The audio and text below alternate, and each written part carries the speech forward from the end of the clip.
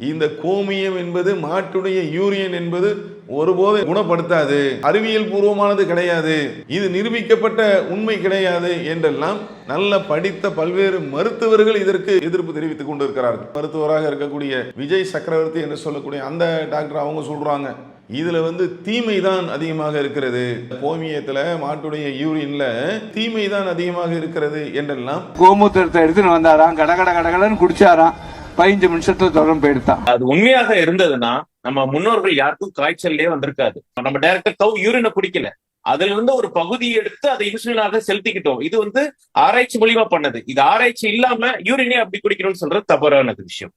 கோமியம் குடிச்சா காய்ச்சல் வராதுன்னு அமெரிக்க ஆய்வுகள்ல நிரூபிக்கப்பட்டிருக்கிறதாவும் சொல்றாரு. பல ஜேர்னல்ல இதுக்கு எதுவும் யூஸ்ஃபுல் கிடையாது, மாறாக தீங்கு விளைக்கக்கூடியதுன்னு நிறைய ஜேர்னல் சொல்லுது.